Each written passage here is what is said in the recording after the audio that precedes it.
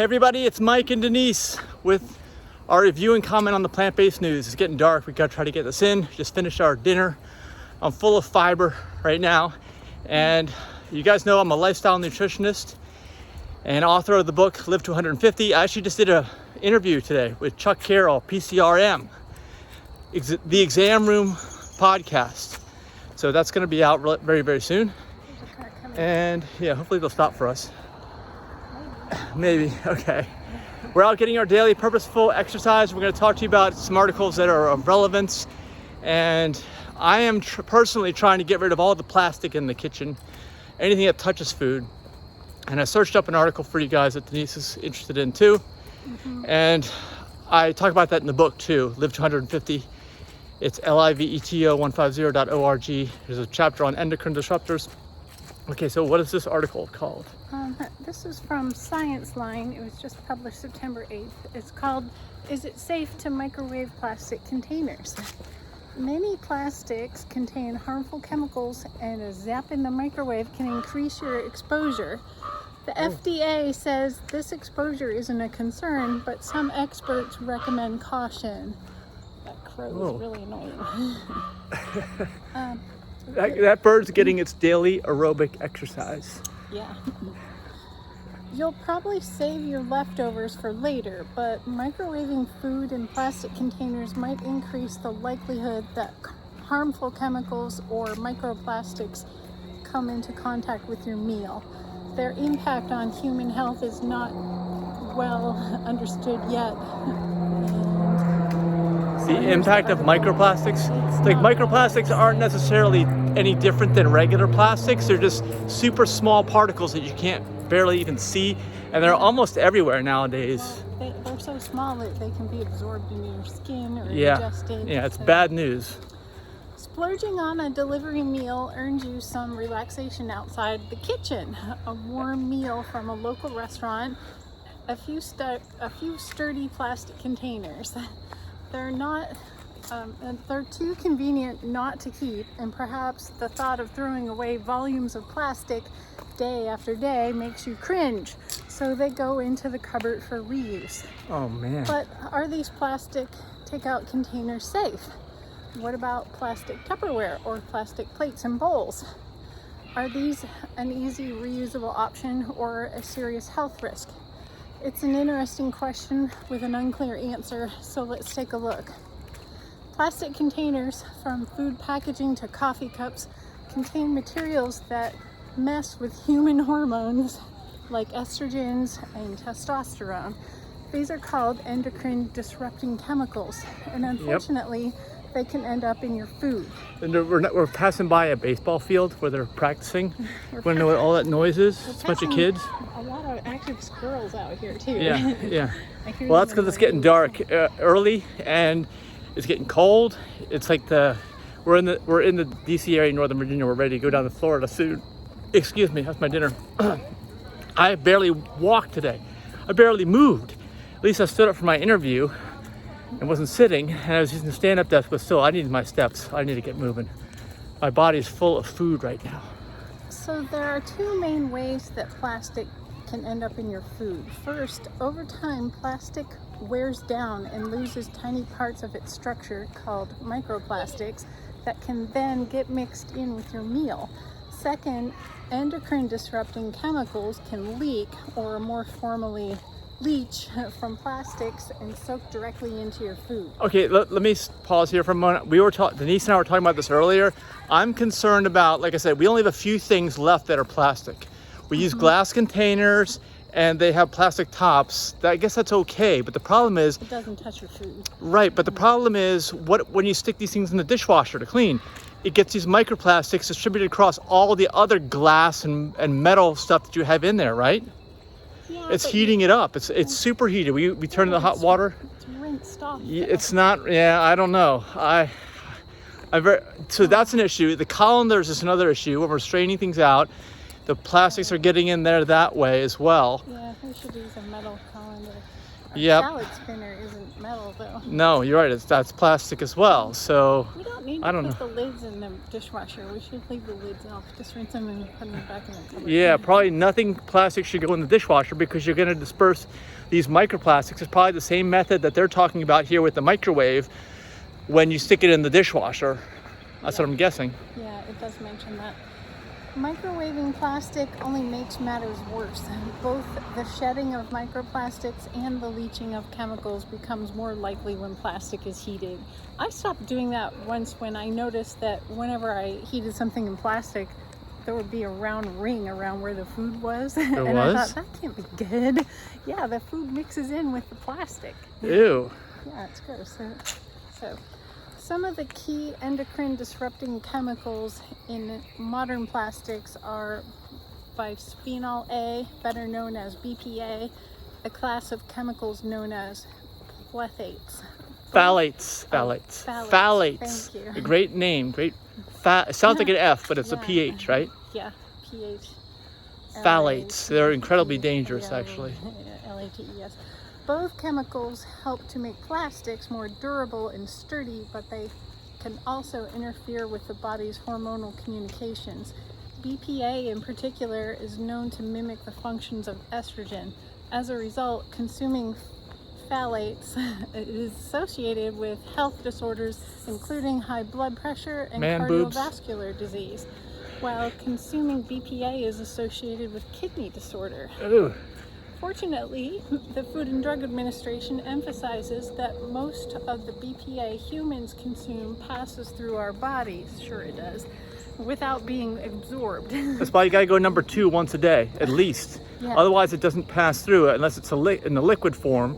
Well, either way, you're always going number 1 at least once a day. You gotta at least go number 2. I have a chapter in the book on that too, and this is one of the reasons why. They state that the current exposure most Americans encounter isn't cause for concern. Children and infants are at greater risk to develop harmful health effects, though, and the FDA banned the use of BPA in baby bottles in 2012 and baby formula packaging in 2013. Did they ban the use of oil in baby formula? No. We read an article about that Sadly, recently. that's not banned. There's all kinds of stuff wrong with And also, that. just because they ban BPA in baby bottles, what if we import those bottles from China? How are we sure that... Maybe they can't sell them here in this market. But you can always buy them used, or who knows, Yeah, garage sales, I don't know. yeah. It's unclear what level of exposure to plastics endocrine disrupting chemicals can lead to negative health outcomes. Most studies investigating plastic chemical exposure have looked at the effects on fetuses and animals, says Dr. Kelly Johnson-Aber, a toxicologist and medical director at the National Capital Poison Center. The effects of plastic chemical exposure on human adults are still not well understood. This is because it's difficult to study how exposure to microplastics and plastic chemical leaching affects adult human health. The best studies would require a control group that hasn't been exposed, Dr. Johnson-Aber explains. In the United States, we're all exposed to plastics, she says. You'd have to use a control group from somewhere they don't have any plastic. Where's that? Where is that? It doesn't exist. Okay, well, also another thing I was thinking about is laundry. If you're wearing clothes or anything made out of a plastic or similar thing, like a human-made substance that's nylon or, I don't know, polyester, right? All my clothes are polyester. You're gonna expose all your other clothes to microplastics when you're washing it, and then you're going to expose yourself to microplastics just when you're wearing them. Yes, I rub microplastics on my body every day, and I know it's not good, but I hate cotton clothes. I hate iron. You do? So if someone has a solution out there, let me know. As scientists work to understand how plastic exposure impacts health, Dr. Sheila Santhaniraya, a professor of pediatrics at the University of Washington who studies exposure to endocrine disrupting chemicals, recommends taking reasonable precautions to limit unnecessary exposure. Heat is a key factor that increases the risk of exposure to harmful chemicals in plastics, she explains.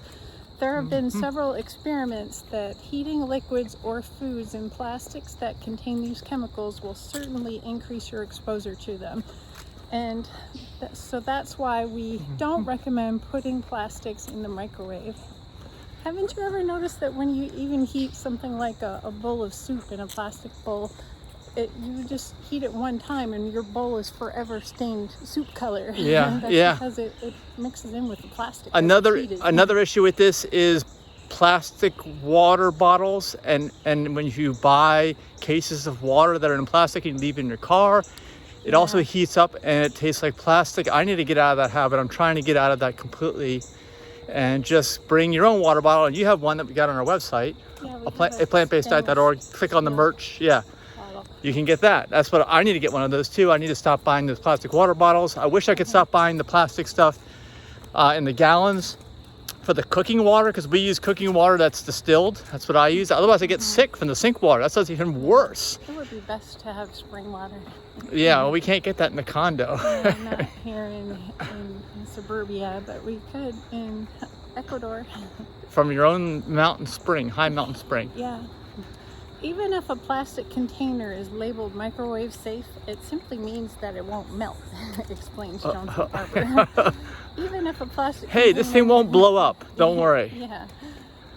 It can still contain chemicals like BPA, phthalates, or other potentially harmful materials, unless it specifically says those aren't included.